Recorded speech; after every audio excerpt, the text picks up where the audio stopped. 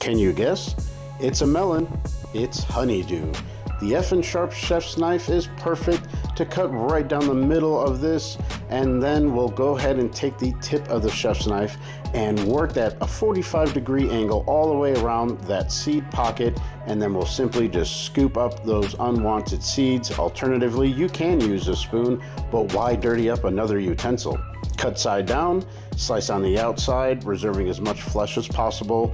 Cut some 1-inch lengthwise slices. Then we'll take all of those, turn them 180 degrees, cut against those initial slices, and we'll just have some nice chunks of melon for any use. There are various ways to cut a melon, and none of them are wrong. We'll take the other half, cut it in half, then cut those halves in half, and maybe even in half again.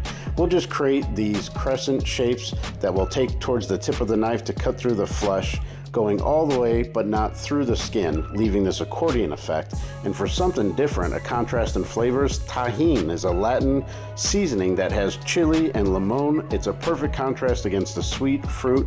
Visit fnsharp.com.